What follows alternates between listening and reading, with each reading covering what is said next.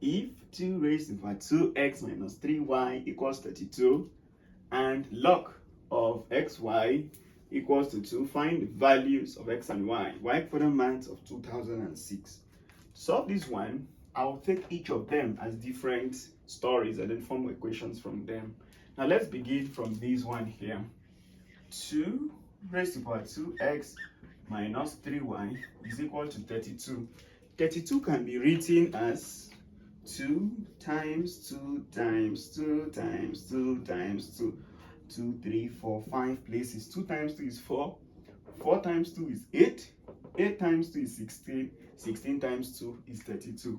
That's 2 raised to the power 5. I need to say something. Try as much as possible to know the different index notations for most of these numbers. From 2, do 2 by 1, 2 by 2, 2 by 3. Run it through to 2 to 10. Do the same thing for 3, do the same thing to 4, do the same thing for 5. That way, any number you see, you can be able to do it backwards and put it in index notation. But it's repetition that will be the miracle you're looking for. As you keep doing this over and over and over, it becomes yours. All right? So I've said 2 to the power 2x minus 3y is equal to 2 to 5 because 2 to 5 is the expression of 32. Because they have the same base, I equate their powers. This means 2x minus 3y is equal to 5. This is equation 1. Now let's come to the second one here. Log xy is equal to 2. What can we do? We can be able to make this, convert this into index form. And in converting to index form, I told you how to do it. Y to the 2, that's y raised to the power 2 is equal to x, or simply y square. So if I bring it on the other side, I'm going to have x minus y square. That's if I take this towards this way. This is equal to 0. This is equation 2. So I have two equations here. What are the two equations? 2x minus 3y equals to 5 as equation 1. X minus y square equal to 0. Now form, or maybe for easier, I think it makes sense. Use this as the second equation. That means x is equal to y square as equation 2. Now, what do I want to do? What I want to do is that I want to take this particular x equals to y square. I will substitute it in equation 1. So I'm saying that you are going to say substitute equation 2 in equation 1. So this means anywhere I see x, I put y square. Come here. I see x here. I'm going to put y square. So it's going to be 2y square minus 3y then equal to 5. Rearrange this to form a quadratic equation. You're going to have 2y square minus 3y. Take this towards this other side, minus 5 equals to 0. Now, to solve this question, watch. What is AC in quadratic equation? AC means A here, which is 2, times C, which is minus 5. That will give you minus 10. Look for two numbers in which when you multiply, you're going to have minus 10, and when you add, you're going to have minus 3. Those two numbers are simply minus 5 and plus 2.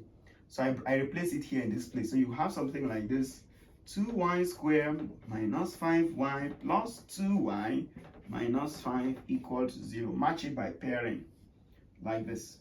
So pairing this, I'm going to have something like this: y is equal to 2y minus 5, and then plus 1 equals to 2y minus 5. Now this factored means y plus 1 and 2y minus 5. Now what can each of them? This equals to 0. If you solve this correctly, y will be equals to minus 1. If you solve this correctly, y will be equals to that's 5 over 2. That means if you consider y plus 1 equals to 0 and solve, you have minus 1. If you take 2y minus 5 equals to 0, you have 5 over 2. These are the two figures that we have here. Now, if you have gotten the value of y, you can now bring it in equation 2 to solve for x. What does x stands for? X, let me begin with the first one. When y equals to minus 1, that's the first one. So x, which was normally y squared, is going to be x is equals to minus 1 all square. And this is going to be x is equal to 1. While when y is equal to 5 over 2.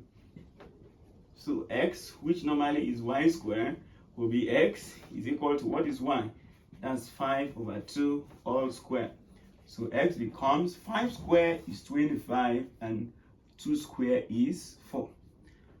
All right, so look at what I did. What I did first was taking this to form a simple equation. Take this and form a simple equation. This was the equation. Now, using the second one, I substituted in the first reaction. So wherever I saw x, I replaced it with y squared. So x here, I saw it, I put y squared, then 3y, then 5. I then rearranged everything to form a quadratic equation, and then I solved my quadratic equation by factorization method.